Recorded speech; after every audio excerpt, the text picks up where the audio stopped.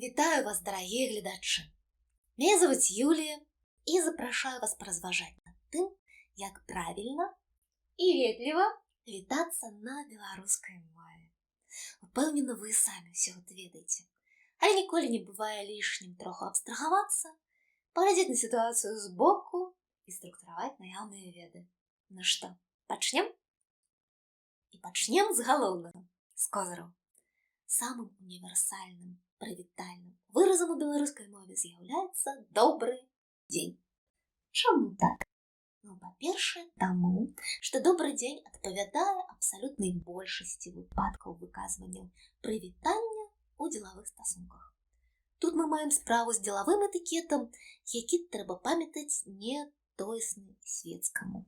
І калі мы вітаемся вось тут і цяпер на працы, то ў нас зараз ідзе працоўны дзень, нават калі ён пачынаецца вельмі рана, а сканчваецца вельмі позна. Таму мы і кажам добры дзень. Што тычна менш фармальных сітуацый, то тут беларуская мова нібыта сімпатызуе дзелавому этыкету і таксама вельмі любіць выраз добры дзень. Прычым настолькі, што ім можна карыстацца ў прынцыпе кругласуткава. Як варыянт, тут цалкам дапушчальны дабры дзень. Выразу накшталт «добрая ноч» не сфармулявалася, таму што неабходнасць вітання ноччу – гэта даволі новая з'ява.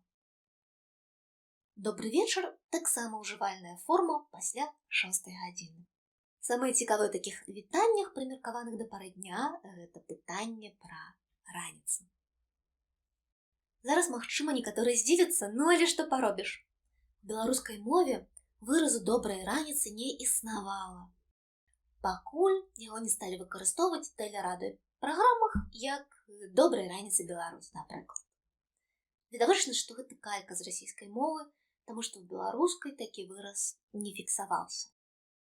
І наша мова тут не самотная, ёсць цэлы шэраг моваў, дзе такое выразнае падкрэсленне ранішняга вітання не ўжываецца. Наш народ вельмі працавіты. Ён прачынаецца ў яго адразу працоўны дзень. Гэта такая наша культурная адметнасць. Трэба яе шанаваць. Трэба заўважыць, што выраз добрай раніцы хібны не толькі з прычыны нетрадыцыйнасці выкарыстання. Ён кульгае на абедзве нагі, таму што не адпавядае граматычным нормам. А калі б адпавядаў, то мусіў бы гучаць як добрая раніца. Так, па фармальных прыкметах вітанне адрозніваецца ад развітання. Добры дзень, добры вечар. Мы як бы канстатуем тую сітуацыю, у якой сустрэліся. А развітваючыся, мы зычым адно аднаму, каб адбылося нешта добрае ў той час, калі мы ўжо будзем паасобку. Добрай ночы, салодкіх сноў, кажа матуля і цалуе сваё дзіця, выходзячы з пакою. Прыемнага прагляду, кажа канферансьер гледачам перад пачаткам сеанса. Вясёлых вакацый зычыць адно аднаму студэнты ў чэрвені. Захапляльнага падарожжа, кажам мы сябрам, якія адпраўляюцца ў цікавую вандроўку. Добрага вечара кажуць адно аднаму калегі, калі развітваюцца ў офісе напрыканцы дня. Мы зычым ім прыемнага часу пасля развітання. Таму выраз добрай раніцы цалкам прыдатны, калі мы развітваемся, а наперадзе яшчэ ладны кавалак ранку. То бок выраз добрай раніцы існуе ў беларускай мове, але хіба не для вітання, а для развітання.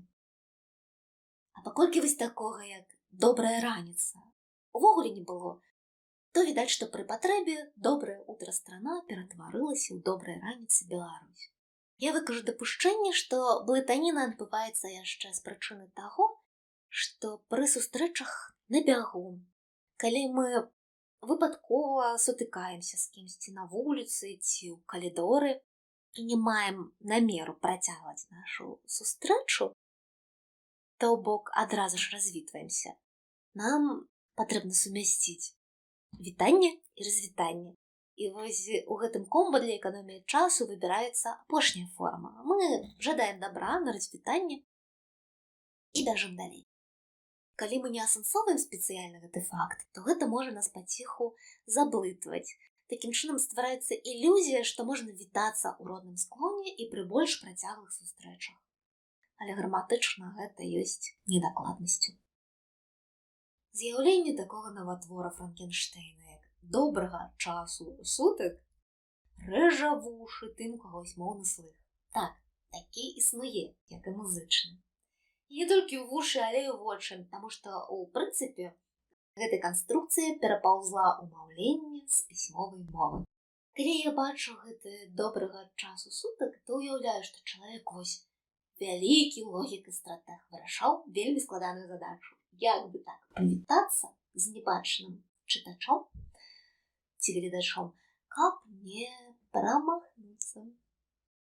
Бо невядома ж, калі прачытаецца той твой ліст альбо допіс, ну праўда. І тут пачынаецца цэлы працэс крэатыву. Добрага часу гучыць занадта абстрактна, таму дадаецца гэты вось паказнік сутак, што размова вядзецца менавіта пра дзень. Так, гатова. Суперзадача быць універсальна ветлівым выканана. Мне гэта бачыцца так, што чалавек вельмі хацеў быць ветлівым, але не ведаў, як гэта можна дапушчальна зрабіць. І такіх сітуацый можа здарыцца даволі многа. І калі няма базавых ведаў этыкету, то давядзецца выдумляць Франкенштэйну, каб быць адпаведным сітуацыі. Калі ведаць канвенцыйныя выразы і формулы, то можна сэканоміць шмат часу і энергіі для больш прадуктыўнай дзейнасці. Згадаем яшчэ пра дзень добры замест добры дзень. Удзеловым этыкеце, канешне, не, а так тут трэба ведаць, што гэта калька з польскай мовы. Увогуле, па маіх назіраннях, такія выразы, як дзень добры альбо добрага часу сутак хутчэй выкарыстоўваюць тыя, хто хоча падкрэсліць сваю брутальнасць і дзелавітасць. Альбо прынесці трохі больш індывідуальнасці ў сваё маўленне. Альбо тыя, хто жыў у Польшчы, як гэта было з Янкам Купалам. Што тычна варыянтаў добры дзянёчак, добры вечарочак, то трэба разумець, што чалавек, які выкарыстоўвае такія выразы, здаецца больш інфантыльным, чым ён хутчэй за ўсё з'яўляецца на самой справе. З аднаго боку, гэта можа сігналізаваць на неўпэўненасць у сабе, а з іншага боку, гэта можа быць спробай неяк дадаткова паспрабаваць выклікаць прыязнасць, што з'яўляецца прыхаванай, усвядомленай альбо неўсвядомленай маніпуляцыяй. Ужо па гэтай суме прычын зразумела, што ў дзелавым этыкеце, напрыклад, такое мы не выкарыстоўваем, таму што справы робяцца паміж дарослымі людзьмі, а не паміж дзеткамі. Ну што ж, гэта не ўсё, што я маю сказаць пра вітанне, таму давайце працягнем у наступны раз. Дзякую вам за ваш час і ўвагу, праяўленую да гэтага відэа. Памятайце, што добрыя манеры адлюстроўваюць добрыя намеры. До сустрэчы!